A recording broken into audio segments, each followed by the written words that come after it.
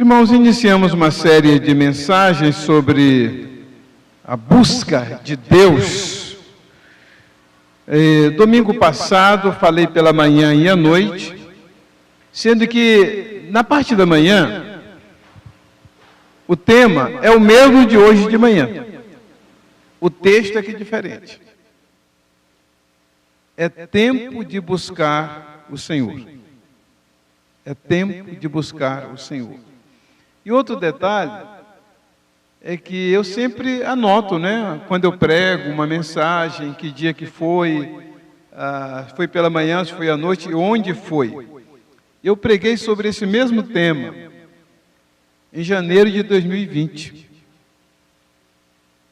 Nós estávamos aí em plena pandemia e a mensagem foi: é tempo de buscar o Senhor. Estamos trazendo o mesmo texto e o mesmo tema, mas sempre as ênfases são diferentes. O texto é Deuteronômio, capítulo 4, os versos 26 a 29. 26 a 31. Estou usando a versão NVI. Vamos ficar em pé, irmãos? Eu queria pedir para os irmãos lerem os versículos ímpares. Hoje, tomo por testemunhas contra vós outros, o céu e a terra, que com efeito perecereis imediatamente da terra a qual, passado o Jordão, ides possuir. Não prolongareis os vossos dias nela, antes sereis de todo destruídos. 27, os irmãos podem ler.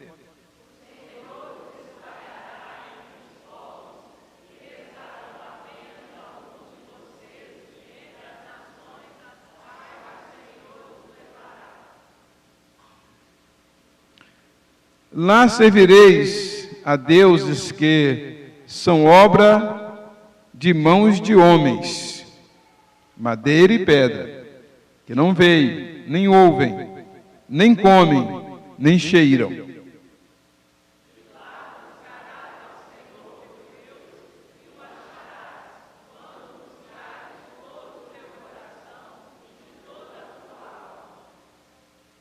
Quando estiveres em angústia, e todas estas coisas te sobrevierem nos últimos dias, e te voltares para o Senhor teu Deus, e lhe atenderes a voz,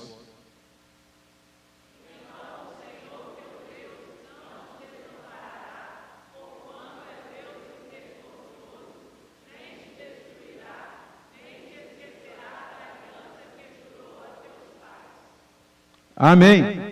Podem sentar. É tempo de buscar o Senhor. Se eu perguntasse aos irmãos, e na verdade eu pergunto, por que é tempo de buscarmos o Senhor? O que vocês me dirão? Eu gostaria de ouvir. Por que vocês entendem, quem entender que é tempo, né? De buscar o Senhor. Por quê? Eu gostaria de ouvir algumas respostas aí. Fale um pouquinho alto para eu poder ouvir. Por quê? Ainda é possível achá-la. Esse vai ser um tema que muito em breve eu vou pregar, que é Isaías 55, versículo 6. Buscai ao Senhor enquanto se pode achar, invocai enquanto está perto. Ainda é possível achá-lo. Haverá tempo que não poderemos mais. Que mais? Oi? Os dias são maus. E Jesus falou, não é? A noite vem. A noite vem. Que mais? As Escrituras estão se cumprindo, claramente estamos vendo os sinais. E Jesus falou, olha, quando vides essas coisas acontecer, levantai os vossos olhos, porque o vosso resgate está próximo, a vossa redenção está próxima. Mais um?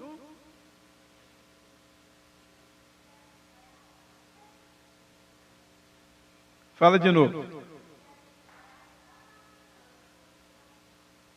Eu estou meio surdo, fala de novo.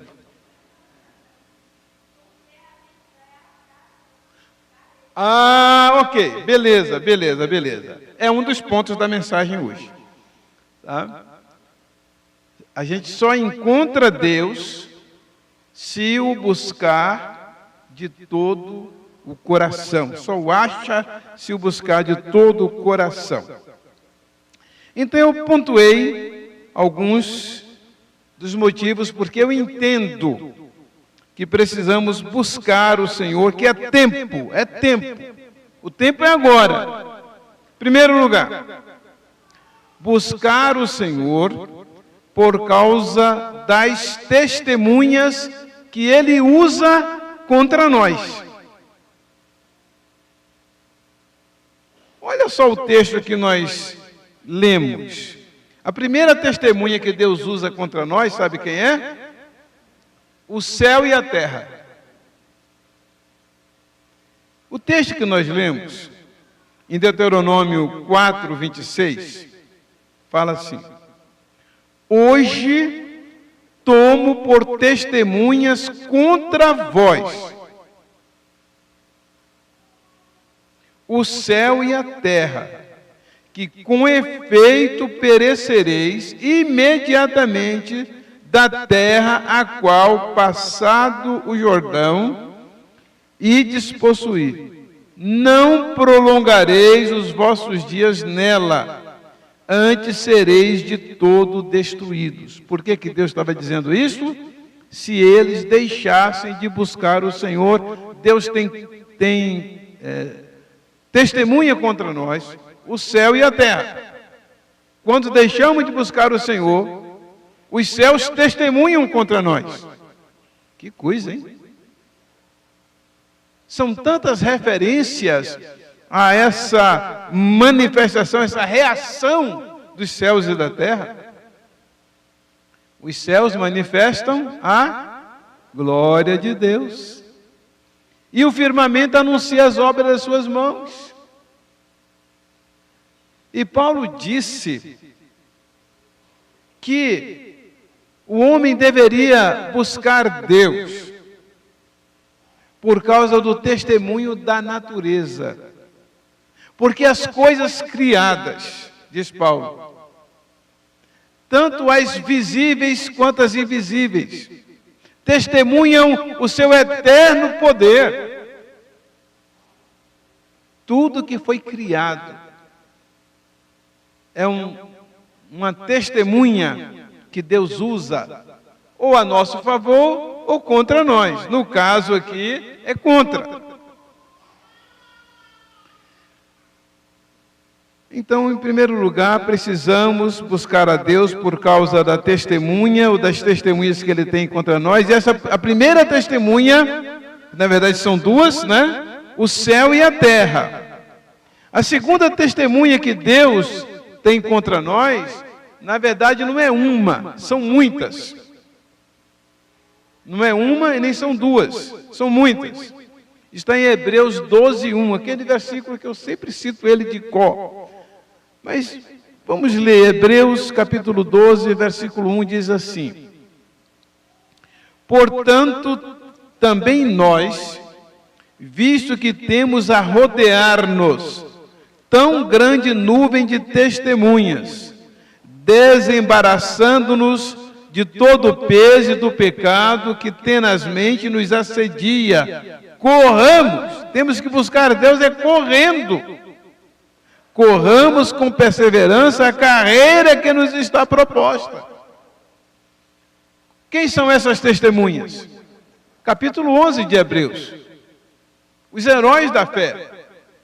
As pessoas que, apesar de todas as adversidades, a perseguição que sofreram, as dificuldades de moradia, tudo que essas pessoas passaram, pessoas que foram cerradas pelo meio, a Bíblia diz, pessoas que foram lançadas no fogo, elas não desvaneceram. E Hebreus, o escritor da carta aos Hebreus, diz que essas pessoas são testemunhas contra nós, que nós não podemos ficar para trás. Temos que olhar para Jesus e temos que correr, não é marcar passo, andar devagarinho, não. Temos o testemunho do céu e da terra, tem o testemunho dos heróis da fé, e temos ainda o testemunho da palavra de Deus. Em Josué 24, 27. Josué 24, 27. Disse Josué a todo o povo: eis que esta pedra nos será testemunha, pois ouviu todas as palavras que o Senhor nos tem dito. Que coisa, as pedras ouvem, hein?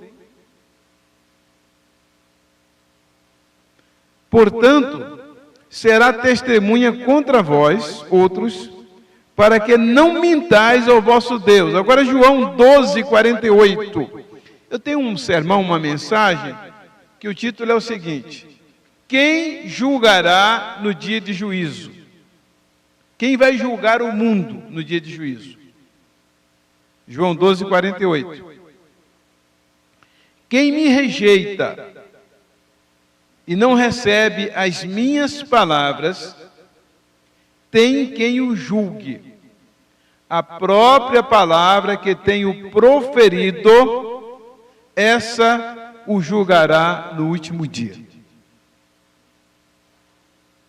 Quanto mais uma pessoa ouve a palavra e ela não toma uma posição, maior é a condenação dessas pessoas. Jesus chegou a lamentar sobre Tiro e Sidom, sobre Cafarnaum. Ele disse: olha, se povos do passado, Sodoma e Gomorra, por exemplo, tivessem visto e ouvido o que vocês ouvem, eles teriam se convertido. Por isso a condenação de vocês será maior. Jesus disse que o servo, que sabe qual é a vontade do seu patrão, o empregado que sabe qual é a vontade do seu patrão e não faz, que a condenação dessa pessoa é maior, o julgamento dessa pessoa é maior.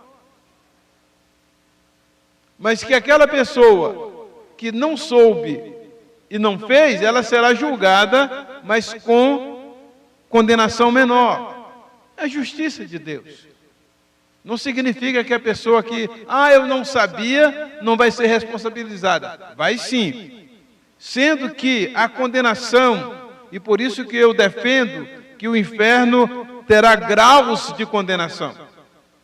Assim como o céu terá graus de elevação.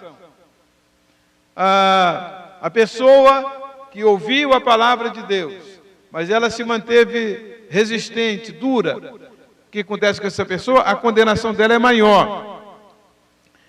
E é isso que Jesus diz aqui, que quando ele vier, quem vai julgar não será ele, mas o que ele disse. E Josué falou: olha, essas pedras aqui vão ser testemunhas de que vocês ouviram a palavra de Deus. Olha só. Precisamos buscar o Senhor, irmãos. Então, em primeiro lugar, nós precisamos buscar o Senhor por causa das testemunhas que Ele tem contra nós. Quem são essas testemunhas? O céu e a terra, os heróis da fé e as palavras que Ele tem falado. A palavra de Deus é que vai nos julgar. Em segundo lugar, precisamos buscar o Senhor pela evidência dos fatos que nos confrontam. o que está acontecendo, o que os irmãos disseram aqui.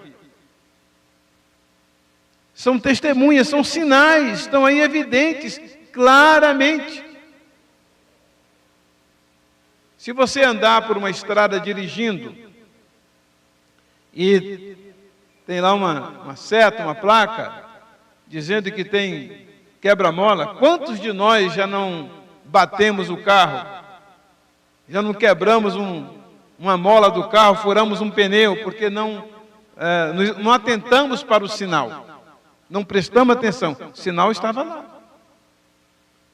Tem uma curva sinuosa chamada, muito fechada, caminho muito tortuoso, e a gente não presta atenção e mantém a mesma velocidade, vai causar algum tipo de acidente.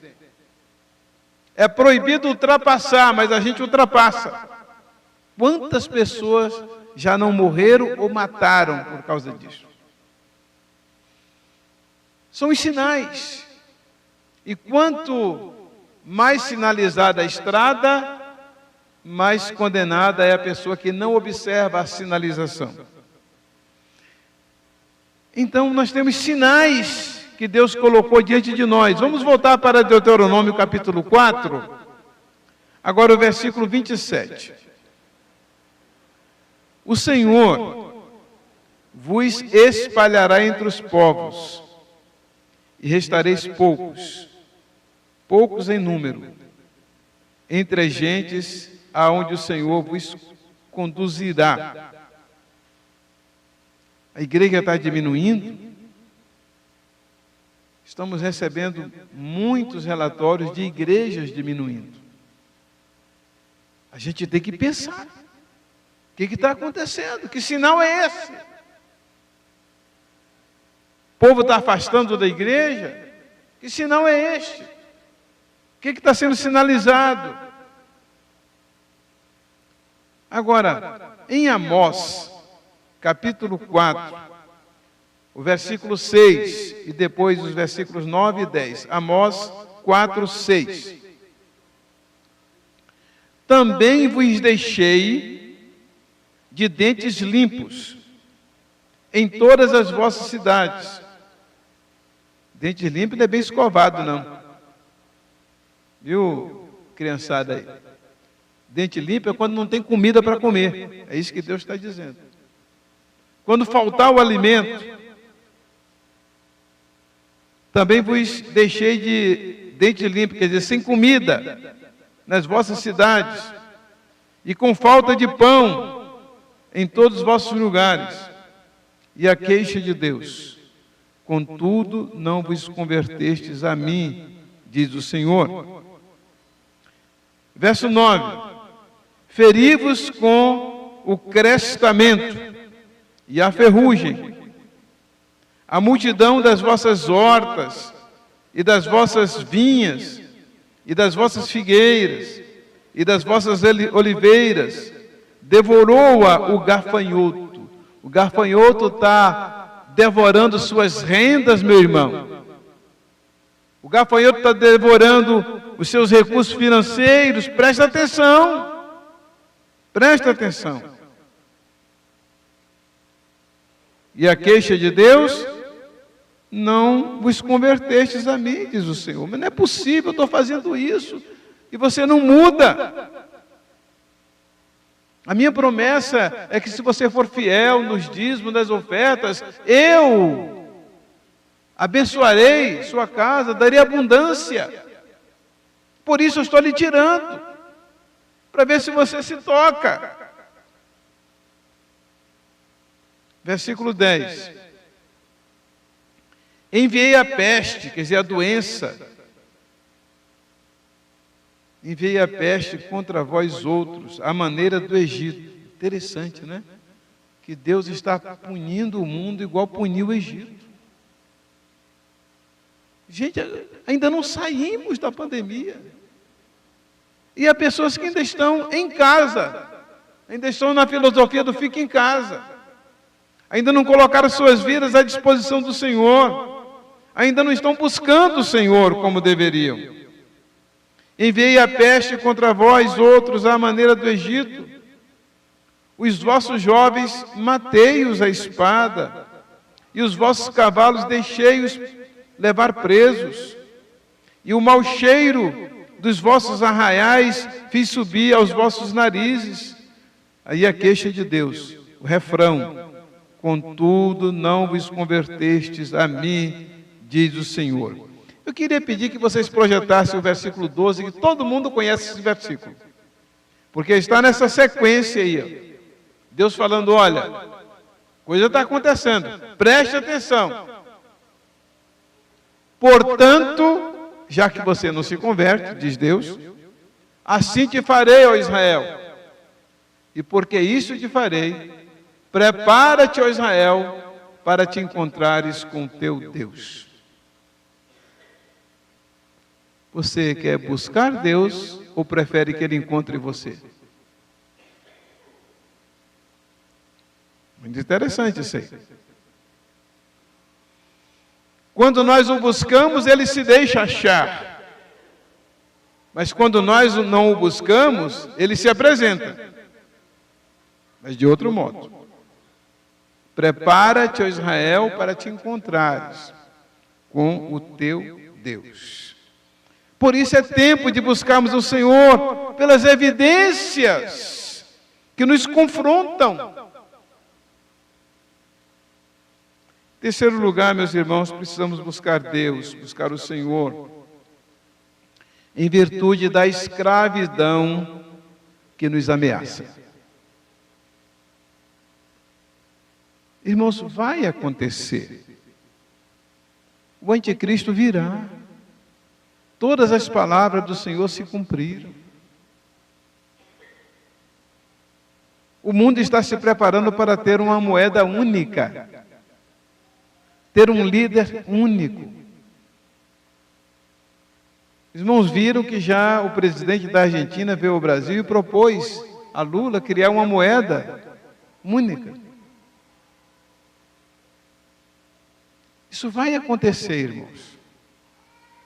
A única diferença é que se nós nos convertermos, Deus pode mudar o prazo disto. Jesus diz que devemos orar para evitarmos que essas coisas aconteçam. Então nós precisamos buscar o Senhor para que Ele interfira, intervenha, nos socorra. Porque há uma escravidão que nos ameaça. Meus irmãos, a ditadura judicial no Brasil já não permite a gente dizer o que pensa. Não permite dar opinião. A gente é cerceado. TVs estão sendo derrubadas. Sites, grupos, canais. Está aí tão evidente. É o que já acontece na Coreia do Norte, o que já acontece na China. Na China, os irmãos sabem, né? Que a pessoa que é fuzilada, é morta, o parente ainda tem que pagar a bala que matou a pessoa. Então, há uma solução, irmãos, para nós. Há esperança para nós. Buscarmos o Senhor. Buscarmos o Senhor por causa da escravidão, a escravidão que se nos avizinha, nos ameaça.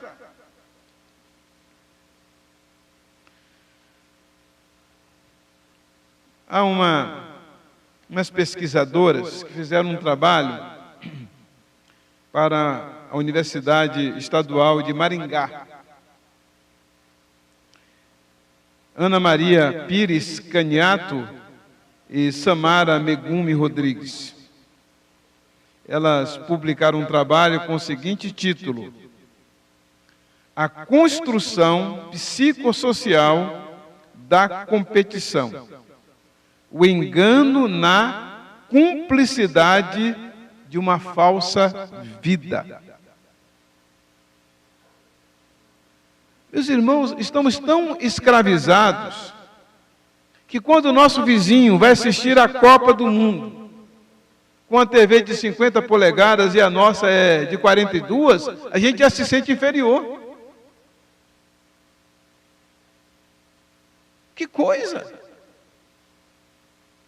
O adolescente que na escola, o amiguinho dele está com um tênis ou outra roupa de marca, e o dele não tem uma marca tão alta assim, ele já se sente inferior, já se sente fora da tribo. A televisão, diuturnamente, os meios de comunicação, diuturnamente, estão a nos dizer que se você não for igual ao que eles estão propondo, você é um ET, você é de outro planeta. Olha só, irmãos, veja só. Minha filha hoje tem 45 anos. Ela foi para a faculdade com 18. Quer dizer, tem 27 anos atrás. No dia, o trote lá para o pessoal foi o seguinte: era a menina dizer se ela era virgem ou não. Olha só. E ser virgem era vergonhoso. Havia até o BV, boca virgem, aquela que nunca beijou. Hoje, fazer sexo antes do casamento? Como não? Como assim não? Namorar e não ter sexo? A ditadura, a escravidão que nos é imposta, que nós temos que ser assim. Eu estou fazendo um trabalho escolar, estou lendo o livro Icabode. Icabode quer dizer, foi-se a glória. Quando a arca foi levada, Icabode, foi-se a glória. E eu estou sentindo, meus irmãos, que a glória da igreja de Deus se foi.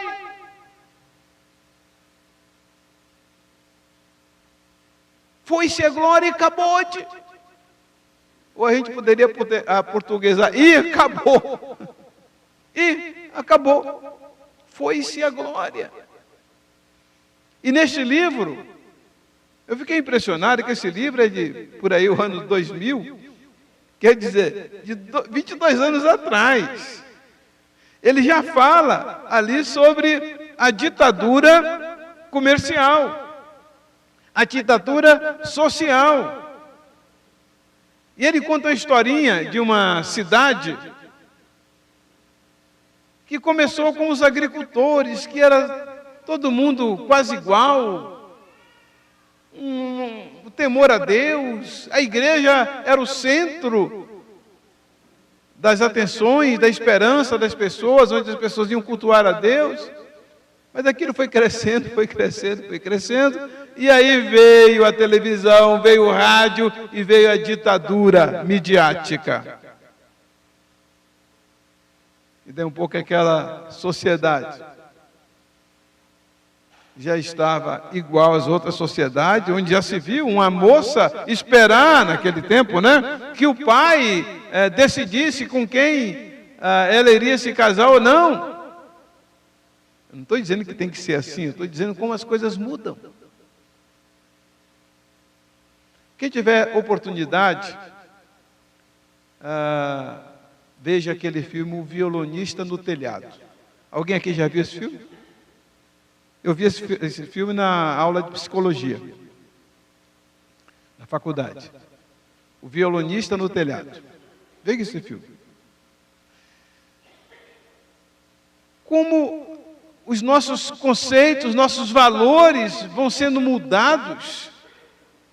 Eu estou vendo agora na política, já partidos querendo caminhar para o lado do candidato que diz que venceu.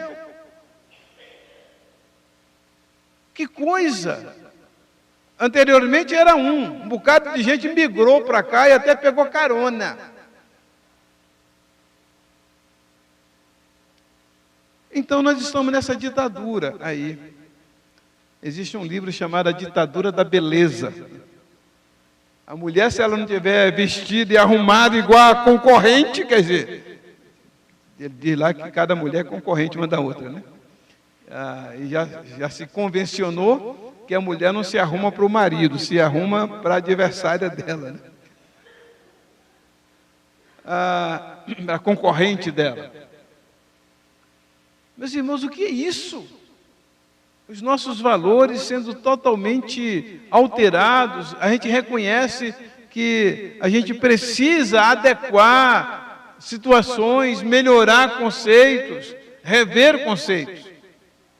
Mas princípios não podem ser revistos. E por isso, irmãos, precisamos buscar o Senhor, porque a fonte está nele. A direção está nele. Senão nós vamos nos perder, cada hora alguém vai trazer um conceito diferente e a gente vai embarcar nisso aí. Hoje pessoas há que usam drogas e defendem que não, que drogas assim é porque é opressão, é a sociedade que oprime, que resiste. Olha só. Que tem que liberar as drogas, porque afinal muita gente trabalha vendendo drogas. Que coisa! Vai empregar muita gente que, com isso também, vai evitar que o tráfico de drogas continue ganhando força, prevalecendo. Então, irmãos, só se a gente buscar Deus para a gente entender, irmãos. O Salmo 71, 73, agora fiquei na dúvida, que o escritor, ele diz assim, olha, quanto a mim, quase que os meus pés se resvalaram, porque eu tinha inveja de quem prosperava, porque quem prosperava se dava bem, e eu que quem não buscava Deus se dava bem, prosperava, e eu que vivo buscando Deus só levo lambada. Aí ele diz, até o dia que eu entrei na casa do Senhor e eu tive uma nova visão. É o que Isaías diz. No ano em que morreu o rei Uzias, foi um ano de perda. Olha, a Assíria estava sendo destruída. O reino do norte estava sendo destruído, estava ameaçado. Uzias, um rei amado do seu povo, ficou doente e ele morre. E o profeta Isaías pensa, e agora? Ele era um jovem profeta. E ele foi na igreja, e foi ao templo. E lá ele viu o Senhor. Eu não estou dizendo que é só no templo que a gente vê o Senhor. Estou apenas relatando um episódio. Porque o Senhor, ele pode ser visto e buscado em qualquer lugar. Mas como povo de Deus, nós precisamos nos reunir como igreja, estarmos juntos. A Bíblia conta a história de quando Tiago foi morto à espada. E Pedro foi guardado para ser morto no dia seguinte. Isso está em Atos capítulo 12. E aí, lá no versículo 5 vai dizer, Pedro, pois, era guardado na prisão, mas a igreja fazia contínua oração por ele a Deus. Vocês podem imaginar a aflição da igreja que já perdeu um apóstolo. Tiago era apóstolo. Foi decapitado. E agora Pedro foi preso para ser morto no dia seguinte. E a igreja passa a noite em oração. A igreja não tinha como lutar contra o rei, ela não tinha como lutar politicamente. Mas o que a igreja fez? Buscou o Senhor. Pedro, pois, era guardado na prisão, mas a igreja fazia continuamente oração por ele a Deus. E no versículo 12, quando o anjo vai lá e solta Pedro, diz que Pedro chega na rua e vai à casa de João Marcos, onde muitos estavam reunidos. A igreja estava reunida em células. A igreja naquele tempo, irmão, devia ter no mínimo 5.000 pessoas já, 5.000 membros. Então ela estava distribuída pelas casas. A igreja passou a noite em oração. Quero convidar os irmãos a irem às células, a orar, a vir os cultos de oração, a separar um tempo para estar com Deus todos os dias, buscando o Senhor, buscando a face do Senhor. Porque como foi dito aqui, os dias são maus. Mas se nós o buscarmos, a promessa dele é de que vamos encontrá-lo. Deuteronômio 4:29, como encontrar o Senhor? De lá buscarás o Senhor teu Deus e o acharás, quando buscares de todo o teu coração, de toda a tua alma. Versículo 30, quando buscar o Senhor, quando estiveres em angústia, e todas as coisas te sobrevierem nos últimos dias, interessante, nos últimos dias, e te voltares para o Senhor teu Deus, e lhe atenderes a voz. Aí no versículo 31 vai dizer, então o Senhor teu Deus não te desamparará, porquanto é Deus misericordioso, nem te destruirá, nem se esquecerá da aliança que jurou a teus pais. Para terminar, irmãos, Isaías 42:3, eu convido a congregação a se colocar em pé. Vamos ler esse versículo e vamos orar, encerrando o culto desta mensagem, desta manhã. Isaías 42:3. Não esmagará a cana quebrada, nem apagará a torcida, o pavio que fumega. Em verdade, promulgará o direito. Você está quebradinho, meu irmão, minha irmã? Está sentindo que está meio esmagado, meio esmagada? A promessa de Deus é que Deus não vai piorar a sua vida, não. Não esmagará a cana quebrada, nem apagará o pavio que fumega, a torcida que fumega. Deus sempre vai restaurar as nossas forças. A Bíblia diz que Ele dá força ao cansado e multiplica as forças a quem não tem nenhum vigor. É disso que estamos precisando, irmãos. Por isso precisamos buscar o Senhor e vamos orar. Deus, nosso Pai, Tu conheces o momento do nosso país, os perigos pelos quais passamos, as ameaças que percebemos, Senhor. Mas Tu és o Deus que estás no trono, Tu és o Senhor. A Tua palavra diz que devemos nos aquietar e saber que o Senhor é Deus. Por isso pedimos a Tua intervenção, Senhor. Teu socorro sobre o nosso país, Tua defesa do mal, Senhor. O despertamento do Teu povo para Te buscar, para consagrar suas vidas, para orar, para que o Senhor sare a nossa terra, sare a nossa igreja, os nossos corações, as nossas famílias, Senhor, machucadas. Quantas ameaças, Senhor, estão vindo às nossas famílias. Quantos casais, Senhor, se separando. Pedimos o Teu socorro, Senhor, a repreensão a todo mal. Estende a Tua mão de misericórdia sobre cada um, Senhor. Sobre as famílias que lidam com jovens que são dependentes químicos, Senhor. Misericórdia, Pai Santo. da tua defesa, a repreensão ao mal, Senhor. Tu conheces a situação de saúde de cada um dos teus filhos. Tua palavra diz que tu és o Senhor que nos saras. Estende a tua mão de cura sobre cada família, Senhor, que está lidando com enfermidade.